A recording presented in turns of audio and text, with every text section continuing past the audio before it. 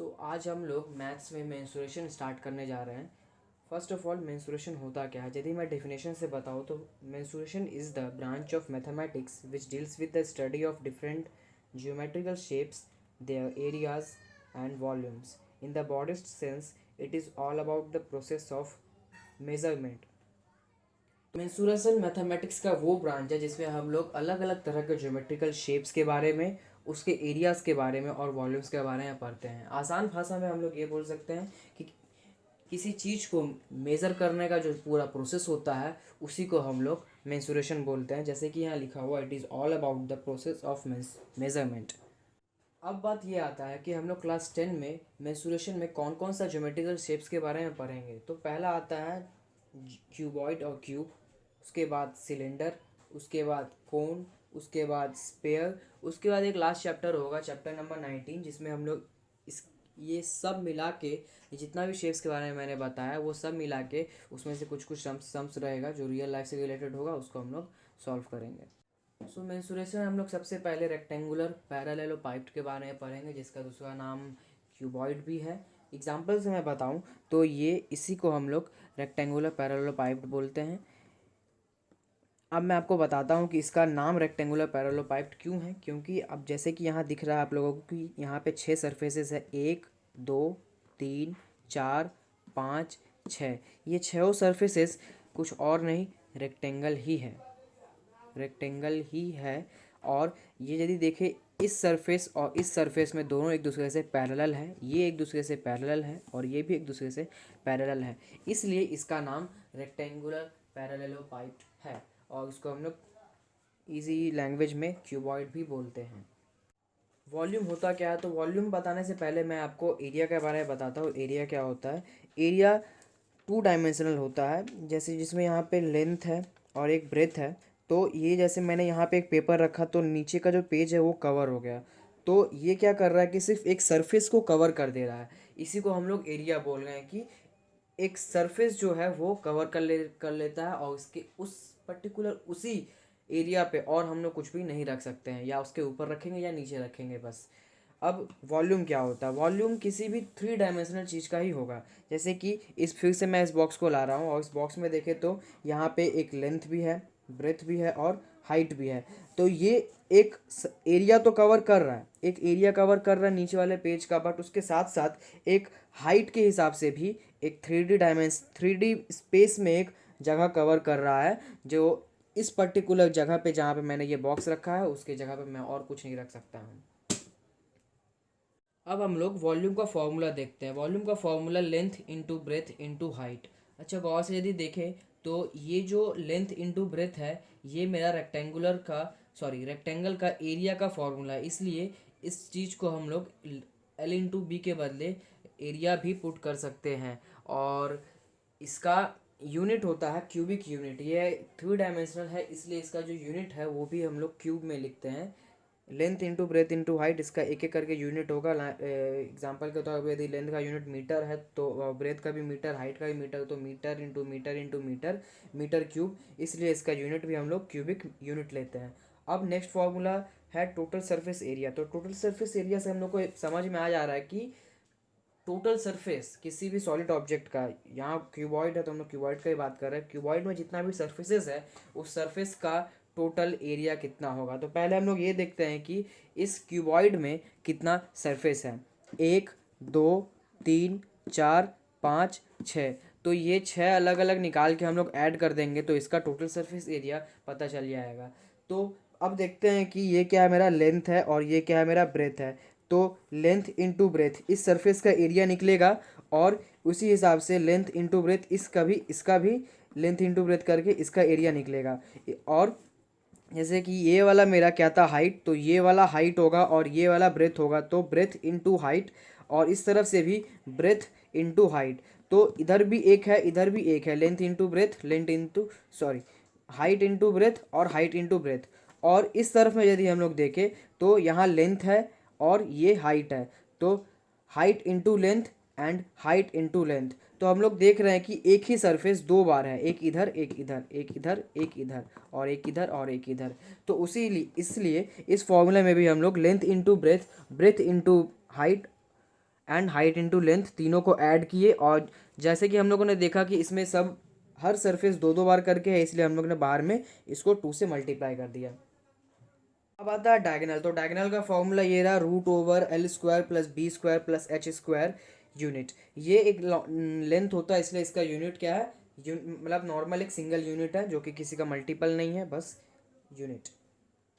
अब हम लोग देखेंगे कि इसमें कितना एजेस होता है, क्यूबॉइड में कितना एजेस होता है, कितना फेस होता है, मीन सरफेस कितना होता है, वर्टिसेस कितना होता है, इसके बारे में। तो फिर से मैं ये लाया और यहाँ पे फिर देख रहे हैं कि जैसे कि यहाँ लिखा हुआ है कि 12 एजेस है यहाँ पे। तो हम लोग पहले देखते एजेस बोलते किसको है। ये जो कॉर्नर है इसको हम लोग एजेस बोलते हैं। ये कॉर्नर जो हम लोग लेंथ ब्रेथ हाइट बोल रहे हैं वही मेरा एजेस होगा। 1 2 3 4 5 6 7 8 9 10 11 12 12 एजेस। अब सरफेसेस का बात कर रहे हैं। सरफेसेस अभी हम लोग ने देखा 6 होता है, 1 2 3 4 5 6। अब नंबर्स ऑफ वर्टिसेस। वर्टिसेस किसको बोलते हैं हम लोग, ये जो कॉर्नर पॉइंट है, जो टिप पॉइंट हुआ, उसको वर्टिसेस बोलते हैं। जैसे कि यहाँ पे कितना है, 1 2 3 4 और इस तरफ में 5 6 7 8, टोटल मिला के 8 है। तो यहाँ पे इसका नंबर ऑफ वर्टिसेस 8 होगा। अब बेस शेप क्या होता है। बेस शेप जैसे कि हम लोग ने इसको रखा तो इसका सबसे बेस क्या होगा, ये निचला वाला जो पोर्शन है ये बेस होगा। ये हम लोग गौर से देखो तो ये क्या है, रेक्टेंगल है, मैंने पहले ही बता दिया। साइड शेप क्या है, साइड में भी सब तरफ में ही रेक्टेंगल है। ओके, हो गया। अब एग्जाम्पल देखें तो बहुत सारे एग्जाम्पल है। जैसे अभी मैंने एक बॉक्स दिखाया, रेफ्रिजरेटर हो सकता है, ब्रिक हो सकता है, ईटा, और बुक्स भी हो सकता है। बस यही था क्यूबॉइड का फॉर्मूलाज और क्यूबॉइड के बारे में। आगे इसके ऊपर हम लोग सम्स करेंगे, इसके बाद आएगा क्यूब के बारे में हम लोग पढ़ेंगे। अब आता है क्यूब। क्यूब क्या होता है, क्यूब भी एक तरह का क्यूबॉइड ही है, बस दोनों में फ़र्क ये होता है कि क्यूबॉइड में बेस शेप रेक्टेंगल होता है और साइड शेप भी रेक्टेंगल होता है। यहाँ पे बेस शेप स्क्वायर और साइड शेप दोनों ही स्क्वायर होता है, मतलब कि ये स्क्वायर से मिलके बनता है। और स्क्वायर में सब साइड सेम होता है, इसलिए यहाँ पे भी क्यूबॉइड में भी सबका सब साइड सेम है। और इसलिए हम लोग लेंथ ब्रेथ और हाइट को यहाँ पे ए मान लिए, क्योंकि सबका सब मेरा सेम है। और यहाँ पे जिस तरह से वॉल्यूम का formula length into breadth into height होता है, यहाँ पे ए इंटू ए होगा, क्योंकि हम लोग सबको ए मान के रखे हैं, इसलिए सबको रिप्लेस कर दिए ए के साथ। अब ए इंटू ए क्यूब, और इसका यूनिट होगा क्यूबिक यूनिट, जिस तरह से वॉल्यूम का यूनिट यहाँ पे क्यूबिक यूनिट था। अब टोटल सरफेस एरिया यहाँ पे क्या था, हम लोग यहाँ पे क्या कर रहे थे, length into breath plus breadth into height plus height into length को फिर 2 से मल्टीप्लाई कर दे रहे थे, क्योंकि यहाँ पे लेंथ इंटू ब्रेथ वाला जो सरफेस है वो एक बार सामने में है और एक पीछे में है, ये दोनों सेम होता है। इस तरह से यहाँ पे भी हम लोग बस यहाँ पे लेंथ इंटू ब्रेथ को रिप्लेस कर दिए ए से, ए इंटू ए प्लस ए इंटू ए प्लस ए इंटू ए। और जिस तरह से फॉर्मूला था यहाँ पे 2, यहाँ पे भी 2 है। ए इंटू ए स्क्वायर यहाँ पे, और उसके बाद ए स्क्वायर सबको ऐड करके 3 ए स्क्वायर, 2 3 या 6 ए स्क्वायर, और इसका यूनिट होगा स्क्वायर यूनिट, जिस तरह से यहाँ पे एरिया का यूनिट स्क्वायर यूनिट होता है। उसके बाद डायगोनल में भी हम लोगों ने वही किया, लेंथ इंटू ब्रेथ को ए से लेंथ ब्रेथ हाइट को यहाँ पे ए से रिप्लेस किया, और ए स्क्वायर प्लस ए स्क्वायर प्लस ए स्क्वायर रूट ओवर 3 ए स्क्वायर। और यहाँ पे ये स्क्वायर रूट के अंदर में है तो ये ए बाहर आ जाएगा और 3 अंदर रूट के रह जाएगा, ए रूट 3 डायगोनल का फॉर्मूला है। हाईलाइटेड पोर्शन इसलिए यहाँ पे किया हुआ है कि आपको सिर्फ फार्मूलाज के तौर पे जो हाईलाइट मैंने किया है वो सिर्फ याद रखना है। ये सब जो बीच का जो पोर्शन होगा ये सब आप नहीं भी याद रखोगे तो भी चलेगा, बस एक्चुअल फार्मूला ये है। इसके बाद जैसे भी बता दिए, बेस शेप स्क्वायर होता है, साइड शेप स्क्वायर होता है, तभी ये क्यूब है। और यहाँ पे एग्जांपल रूबिक क्यूब्स सभी जानते होंगे क्या होता है, मैं दिखा दूंगा। ये डाइस, लूडो डाइस जो होता है, और उसके बाद आइस क्यूब, बर्फ़ का जो क्यूब होता है उसको। ये सब 3 एग्जांपल्स है, उसके बाद हम लोग आगे सम्स की तरफ बढ़ेंगे। तो अब पहला सम देखते हैं।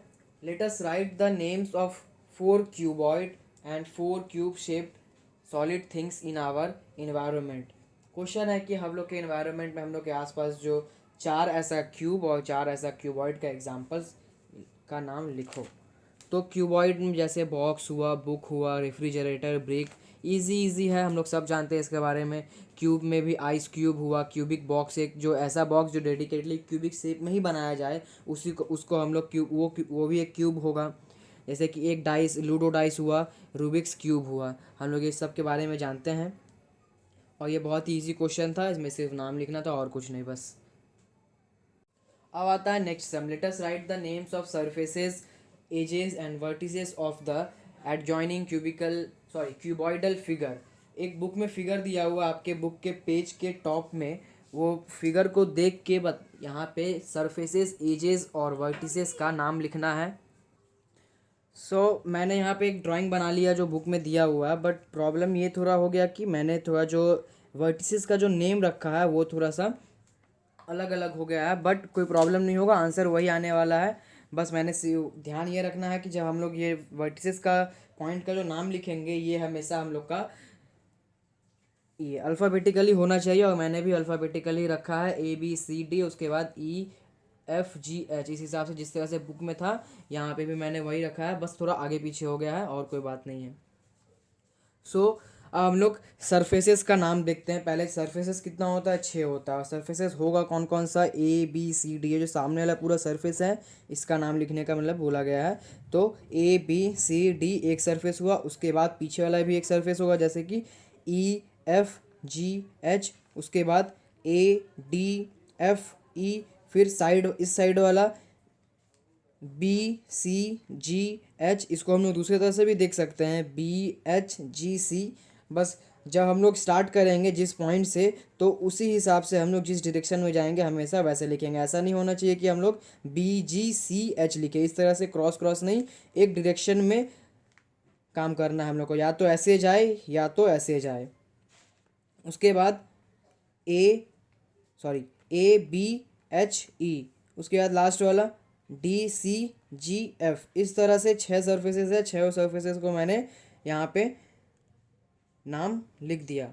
उसके बाद साइड्स का बात आता है। तो साइड्स कितना होता है, जैसे एजेस, साइड्स मतलब एजेस होता है, तो साइड्स कितना होता है, क्यूबॉइड और क्यूब में 12 होता है।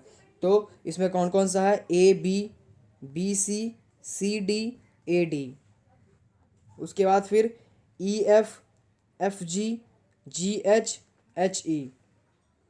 उसके बाद फिर AEBHGC या CG और FD, ये रहा DF या FD।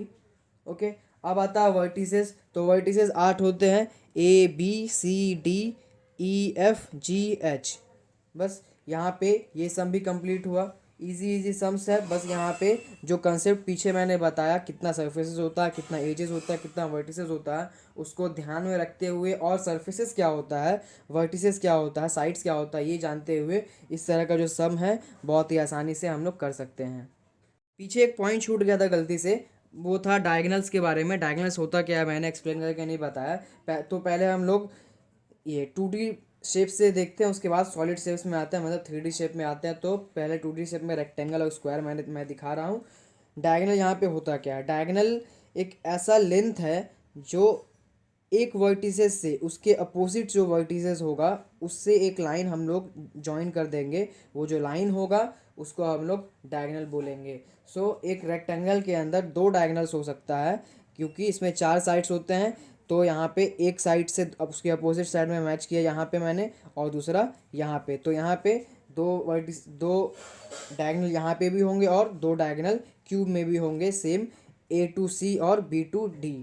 तो यहाँ पे AC and BD are ours diagonals. तो एक रेक्टेंगल और स्क्वायर में कितना डायगनल्स हो सकता है, 2 डायगनल्स हो सकता है। उसके बाद इसमें आते हैं जो हम लोग का मेन टॉपिक है, क्यूब और क्यूबॉइड। क्यूबॉइड में इसमें भी उसी तरह का कंसेप्ट है कि डायगोनल मतलब एक वर्टिसेस से उसके अपोजिट वाले वर्टिसेस में एक लाइन ज्वाइन कर देंगे, उसको डायगोनल। बस इसमें एक चीज़ और ऐड हो जाता है, अपोजिट वर्टिसेस के साथ में अपोजिट सरफेस भी हम लोग देखते हैं। हम लोग इस ए को यहाँ सी से नहीं मिलाएंगे, उसके अपोजिट में जो सरफेस है, मतलब कि ये सरफेस के अपोजिट पीछे वाला जो सरफेस है वहाँ पे हम लोग मैच करेंगे, मतलब कि ए टू एच, ये वाला जो लाइन होगा मेरा यहाँ पे, इसको डायगोनल बोलेंगे। पीछे से यदि आगे की तरफ आए, मतलब कि पीछे वाला सरफेस से आगे वाला सरफेस से जी वाले पॉइंट से देखेंगे तो जी टू डी एक लाइन बनेगा और उसको यहाँ पे डायगोनल बोलेंगे। तो इसमें ये ध्यान रखना है कि अपोजिट वर्टिसेस के साथ अपोजिट सरफेसेस भी होना चाहिए। तो यहाँ पे टोटल मिला के कितना वर्टिसेस होता है, 8 वर्टिसेस होता है। इसका मतलब यहाँ पे 4 डायगोनल्स होंगे।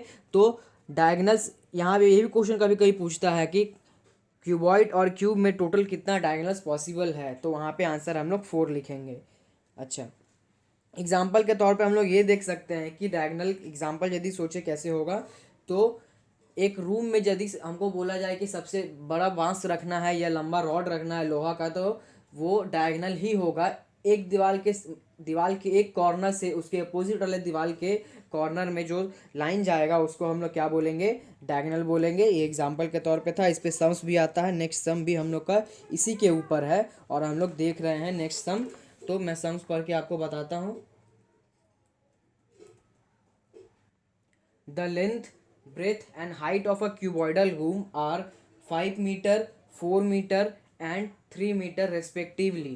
Let us write the length of longest rod that can be kept in that room. तो क्वेश्चन में ये पूछा है कि एक क्यूबॉइडल रूम है जिसका length, breadth and height 5 meter, 4 meter और 3 मीटर है। उसमें एक सबसे लंबा रॉड हमको रखना है, तो कौन सा रॉड होगा वो? हम ऑब्वियस यही वाला होगा, या फिर हम लोग बोल सकते हैं ये वाला होगा। तो है क्या, ये डायगोनल है।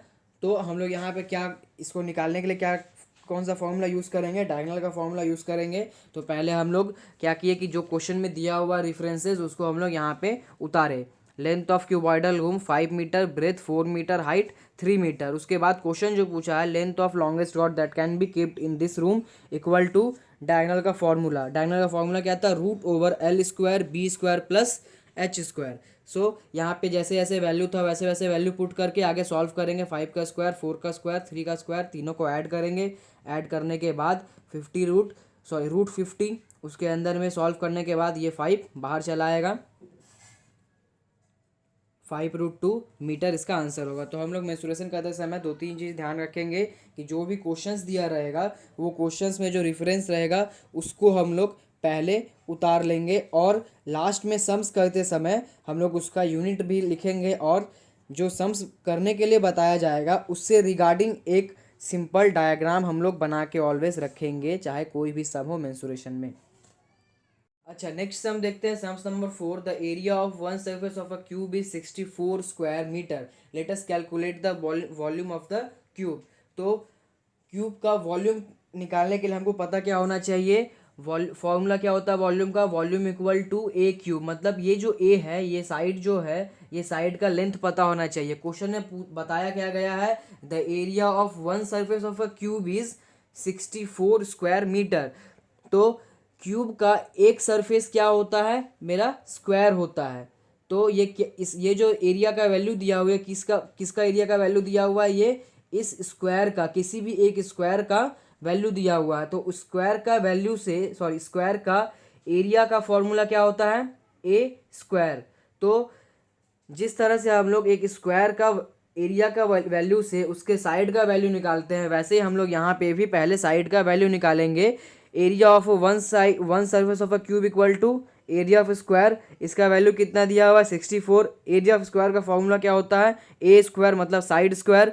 वो ए का वैल्यू निकालने के लिए यहाँ से स्क्वायर को इस तरफ भेजे, यहाँ रूट, और ये 64 रूट 64 हो जाएगा 8। तो ए इक्वल टू 8 मीटर। हमको साइड पता चल गया कि साइड का लेंथ कितना होता है। तो वॉल्यूम निकाल लेंगे हम लोग। Volume of a cube equal to A cube. A का वैल्यू 8, 8 का क्यूब होता है 512, और उसका साथ में उसका यूनिट क्यूबिक मीटर। ये मीटर था तो यहाँ पे भी मीटर होगा। तो यूनिट को लिखते हुए हम लोग हर जगह जहाँ जहाँ सम्स करेंगे वहाँ हम लोग हर जगह पे ध्यान रखेंगे कि हम लोग यूनिट लिखते हुए जा रहे हैं। नहीं तो हर यदि हम लोग इसको छोड़ देते हैं यूनिट को तो 1 या 2 मार्क्स करके कट जाएगा एग्जाम्स में। अब नेक्स्ट सम देखते हैं। In our Vakultala village a canal is cut whose breadth is of 2 meter and depth is of 8 decimeter. If the quantity of the soil extracted is 240 cubic meter, then let us calculate the length of the canal. Question में बताया ये गया है कि एक बकुलतला नाम का village है, वहाँ पे एक कैनल बनाया जा रहा है, जो कैनल का ब्रेथ 2 मीटर और उसका डेप्थ 8 डेसीमीटर रखा गया है, और उसमें से सॉइल कितना निकाल लिया गया है 240 क्यूबिक मीटर। तो वो जो सॉइल निकाला जाएगा जब हम लोग कैनल बनाएंगे, वो उस जगह से जब सॉइल निकालेंगे इस जगह से, तो क्या कर रहे हैं हम लोग उसका स्पेस को खाली कर दे रहे हैं। इसका मतलब क्या, ये जो 240 सॉइल का जो क्वांटिटी है वही मेरा कैनल का क्या होने वाला है यहाँ पे वॉल्यूम। इसलिए यहाँ पे पहले जो जो क्वेश्चन में दिया रहेगा वो सब हम लोग लिखेंगे। Breadth of canal equal to 2 meter, depth of canal equal to 8 decimeter and volume of the canal equal to, जितना सॉइल का क्वांटिटी होगा उतना इसका वॉल्यूम होगा, मतलब 240 क्यूबिक मीटर। अब यहाँ ध्यान रखेंगे हम लोग कि यहाँ पे यूनिट भी हम लोग को देखते हुए चलेंगे कि मैथमेटिक्स में हम लोग जब भी एडिशन मल्टीप्लिकेशन या डिवाइड करते हैं तो उन सब का यूनिट हमेशा सेम रखना पड़ता है हम लोग को। इसलिए यहाँ पे हम लोगों ने क्या किया कि इसको भी मीटर, ये मीटर था और ये डेसीमीटर था, तो ये डेसीमीटर को मीटर कर दिए, और डेसीमीटर से मीटर चेंज करने के लिए 10 से डिवाइड करना पड़ता है। अब बात यह आता है कि जब मेरे को यहाँ पे 4 वेरिएबल्स दिया रहेगा, तो उसमें से 4 वेरिएबल्स में से हम लोग जब भी सम्स कर रहे हैं, इससे पहले यदि हम लोग मतलब जब वॉल्यूम भी निकालेंगे जब हम लोग, तो वॉल्यूम इक्वल टू फॉर्मूला क्या होता है, length into breadth into height. मतलब जो एक वेरिएबल v है उस वेरिएबल का वैल्यू निकालने के लिए हमको इन 3 चीज़ का वैल्यू पता होना चाहिए। मतलब ये जो 3 वेरिएबल है L B H, इसका वैल्यू पता होना चाहिए, तो हम लोग वॉल्यूम निकाल पाएंगे। यहाँ से पता क्या चल रहा है, यदि 4 वेरिएबल्स होगा तो 4 वेरिएबल्स में किन्हीं 3 वेरिएबल का वैल्यू मेरे को पहले से पता होना चाहिए, तो ही हम चौथा का वैल्यू निकाल पाएंगे। तो यहाँ पे भी वॉल्यूम बता दिया है, ब्रेथ बता दिया है, हाइट बता दिया है, ये डेप्थ ही हाइट होता है, ये हाइट बता दिया है, तो हमको निकालने क्या बोला है, लेंथ। तो हम लोग ये तीनों का वैल्यू पुट करेंगे तो हम लोग को ये वैल्यू पता चल जाएगा। अब देखते हैं सम्स में। Volume of canal equal to 240 cubic meter, volume of canal length into breadth into height, ये फॉर्मूला होगा। उसके साथ में हम लोग जैसे जैसे वैल्यू दिया हुआ है बी एच का वैल्यू पुट किए, उसके बाद एल निकालना है, मतलब एल इक्वल टू के एक तरफ, बाकी जितना नंबर है इक्वल टू के दूसरे तरफ। ये इस तरफ आके उल्टा हो जाएगा, ये भी इस तरफ में आके उल्टा हो जाएगा, और जो काटने का यहाँ पे है वो काटेंगे हम लोग। और कैलकुलेट करने के बाद, पूरा कैलकुलेशन के बाद, एल इक्वल टू 150 मीटर इसका आंसर होगा। So length of the canal equal to 150 meter. अब हम लोग सम्स नंबर 6 देखेंगे। If the length of diagonal is 4√3 centimeter, then let us calculate the total surface area of the cube. Cube का total surface area पूछा है, तो हम लोग को क्यूब का क्या पता होना चाहिए, साइड का लेंथ पता होना चाहिए। और साइड का लेंथ पता करने के लिए क्या दिया हुआ पहले वो देखते हैं। Length of the diagonal of a cube equal to 4√3। तो बहुत इजी क्वेश्चन है, हम लोग डायगोनल का फॉर्मूला लिखे, diagonal of a cube equal to a√3, इसका वैल्यू पुट किए 4√3, √3 कटा, a इक्वल टू 4 सेंटीमीटर, और हमको साइड का लेंथ पता चल गया मेरा a इक्वल टू 4 सेंटीमीटर। तो हम लोग वही a equal to total surface area का फॉर्मूला है पुट करेंगे, 6a² फॉर्मूला होता है टोटल सरफेस एरिया का। वहाँ पे a इक्वल टू 4 का स्क्वायर 16 6 जा 96 स्क्वायर सेंटीमीटर। नेक्स्ट सम देखते हैं, question number 7। The sum of the length of the edges of a cube is 60 centimeter, let us find out the volume of the cube. फिर यहाँ पे cube का volume पूछा है, और क्यूब का वॉल्यूम पता करने के लिए हमको क्या पता होना चाहिए, उसका साइड का लेंथ पता होना चाहिए। तो अब साइड का लेंथ पता करने के लिए क्या क्वेश्चन बताया है वो देखते हैं पहले। The sum of the length of the edges of a cube is 60 centimeter. मतलब कि एक क्यूब में जितना भी एजेस होता है उन सबको सम मतलब ऐड करने के बाद कितना आ रहा है, 60 सेंटीमीटर।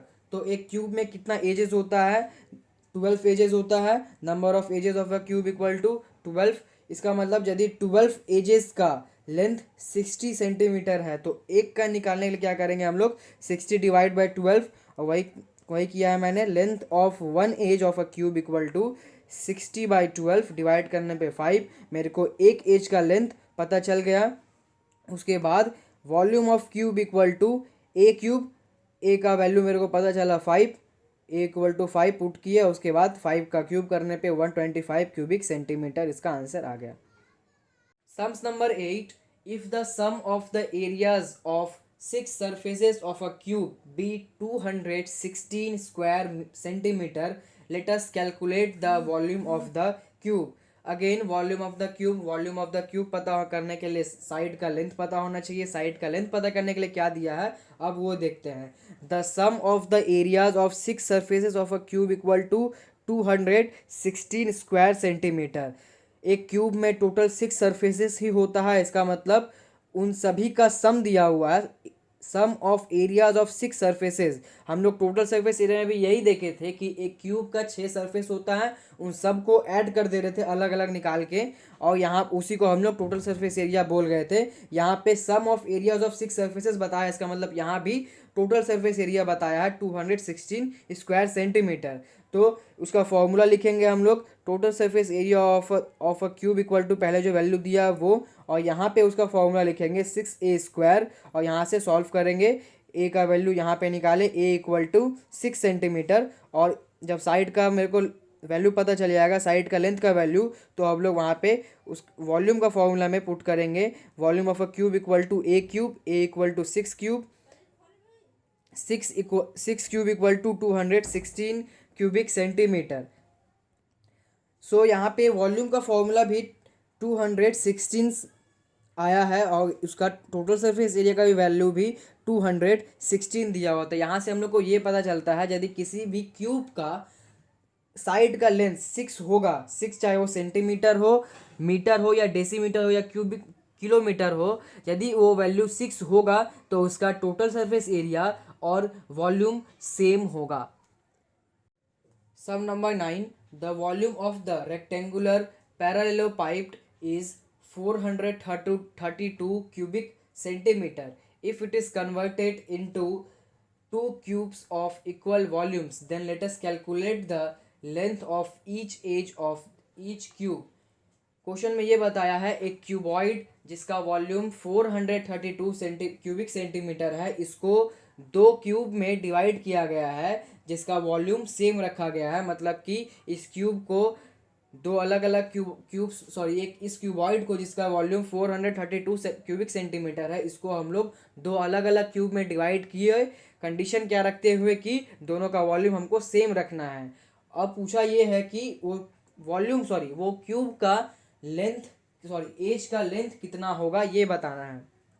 तो हम लोग यहाँ पहले लिखे volume of cuboid equal to 432 cubic centimeter, और यहाँ पे इसको यदि हम लोग दो इक्वली डिवाइड करने के लिए क्या करेंगे, 2 से डिवाइड करेंगे। Volume of 2 equally divided cube equal to 432/2, इसका वैल्यू आ जाएगा 216 क्यूबिक सेंटीमीटर। इसका मतलब जो एक क्यूब होगा उसका जो वॉल्यूम होगा 216 क्यूबिक सेंटीमीटर होगा। अब volume of 1 cube equal to कितना मेरे को मिला, 216 सेंटीमीटर, 16 क्यूबिक सेंटीमीटर। तो इसका वैल्यू इसका फॉर्मूला यहाँ लिखे, a cube equal to 216 cubic centimetre. A का वैल्यू निकालने के लिए यहाँ से ये ए को इस तरफ किए हम लोग, और ये क्यूब को इस तरफ किए, तो ये क्यूबिक रूट बना। जैसे हम लोग यहाँ पे स्क्वायर रहता है और उस स्क्वायर को इस तरफ करते हैं तो यहाँ पे स्क्वायर रूट आता है, लेकिन ये 2 हम लोग यहाँ पे नहीं दिखाते हैं, लेकिन क्यूब में हम लोग ये 3 को दिखाते हैं, नहीं तो फर्क ही नहीं पता चलेगा कौन सा स्क्वायर रूट है कौन सा क्यूबिक रूट है। तो और यहाँ पे जिस तरह से हम लोग करते थे, यहाँ पे 64 का स्क्वायर करने के लिए हम लोग इसका परफेक्ट स्क्वायर देखते थे 8 × 8, और ये दोनों 2 बार, ये 8 2 बार है, एक पेयर में रहता था, इसलिए ये एक पेयर के बदले एक बार 8 लिखते थे। और क्यूबिक रूट में क्या करते हैं हम लोग, जब यहाँ पे क्यूबिक रूट रहता है तो इसका परफेक्ट क्यूब ढूंढते हैं, मतलब कि 6 × 6, इसका ऐसा फैक्टर ढूंढेंगे कि जो सेम हो और 3 बार आए। मतलब ये 6 3 बार आया है, जबकि मल्टीप्लाई करने पे 216 होगा, और इसका पेयर बनने के बाद हम लोग 3 6 के बदले 1 6 लिखेंगे, क्योंकि यहाँ पे क्यूबिक रूट है। तो a इक्वल टू 6 सेंटीमीटर हमको पता चलेगा। इसका जो क्यूब होगा मेरा, 2 अलग अलग क्यूब होगा, उसका जो एज का जो लेंथ होगा वो कितना होगा, 6 सेंटीमीटर। नेक्स्ट हम देखते हैं sums number 10। Each side of cube is decreased bye 50%। Late us calculate the ratio of volume of original cube and change cube. एक क्यूब है जिसका हर एक साइड को हम लोग 50% करके डिक्रीज कर दिए, मतलब कि आधा कर दिए। तो अब पहले जो ओरिजिनल क्यूब था, अब जो चेंज क्यूब होगा डिक्रीज करने के बाद, इन दोनों का वॉल्यूम का रेशियो बताना है। तो पहले करना क्या है, यहाँ पे दोनों अलग अलग क्यूब जो है, original cube and change cube, इसका हमको वॉल्यूम पता करना पड़ेगा। उसके बाद ईजिली हम लोग रेशियो उसका निकाल देंगे। तो उसके लिए यहाँ पे ना तो मेरे को लेंथ का दिया हुआ, ना कुछ वॉल्यूम का कुछ भी वैल्यू दिया हुआ। तो हम लोग यहाँ पे क्या करेंगे, साइड का जो लेंथ होगा, each side of a cube equal to A unit हम लोग लेट कर लेंगे। इसको लेट करने के बाद हमको क्या बोला है कि जो क्यूब था वो क्यूब को 50% डिक्रीज किया गया। इसका मतलब पहले हमको 50% पता होना चाहिए ए का कितना होगा। तो हम लोग 50% ऑफ साइड, मतलब कि 50% ऑफ ए हम लोग निकाले। तो 50% ऑफ ए कितना होगा, a/2 यूनिट होगा।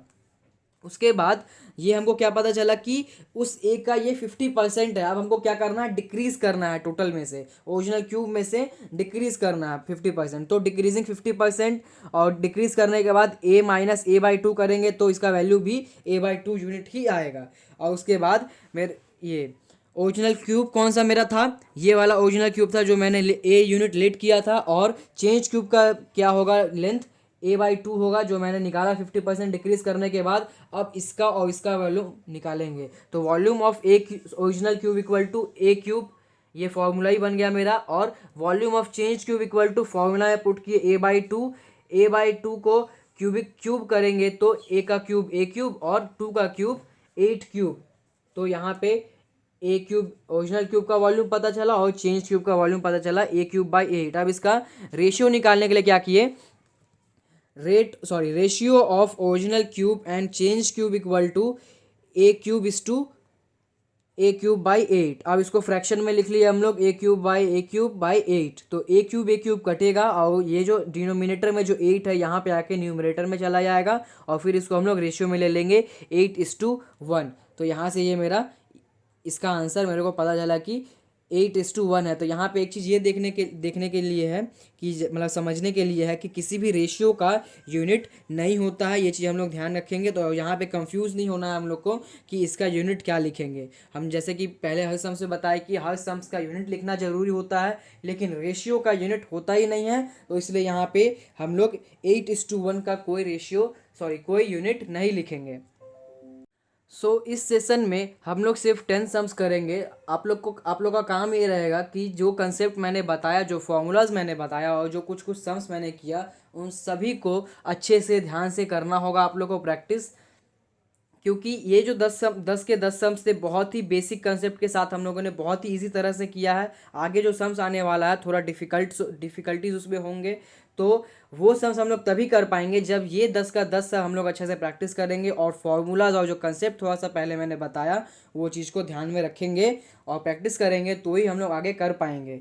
तो आप लोग का काम ये है कि आप लोग अच्छे से प्रैक्टिस करिएगा, जितना ज़्यादा हो पाए जितना समझने की कोशिश करिएगा। यदि कोई ऐसा टॉपिक है ना समझ में आए, कोई ऐसा कंसेप्ट है ना समझ में आए, या कुछ एक्स्ट्रा पूछना हो, तो आप लोग कमेंट करो। या कुछ ऐसा है जो वीडियो के अंदर ही है तो फिर से उसको रिवाइंड करके फिर से देखो। यदि फिर भी नहीं समझ में आता है तो कमेंट बॉक्स में ज़रूर बताएं कि आपका क्वेश्चन क्या है। मैं ज़रूर उसके ऊपर एक अलग वीडियो बनाऊंगा आपका उस पर्टिकुलर क्वेश्चंस के रिकॉर्डिंग, या उसी जगह पे मैं यदि आंसर देने का पॉसिबल होगा कि उसी जगह पे मैं समझा पाऊँ तो वहीं मैं समझा दूंगा, या उसके लिए डेडिकेटली वीडियो बना दूंगा। बस रिक्वेस्ट यही है कि सब्सक्राइब करें, लाइक करें। ये मेरा फर्स्ट वीडियो है, मे भी बहुत सारा मिस्टेक्स होगा, पर मिस्टेक्स को इग्नोर करो यार। और जो भी मैंने बताया है कोशिश करो समझने का। नेक्स्ट टाइम मैं और भी कोशिश करूँगा अच्छा तरह से समझाने का, अच्छा तरह से वीडियो बनाने का। वीडियो क्वालिटी अच्छा होगा, वीडियो क्वालिटी भी ध्यान में रखते हुए। मिलते हैं नेक्स्ट वीडियो में।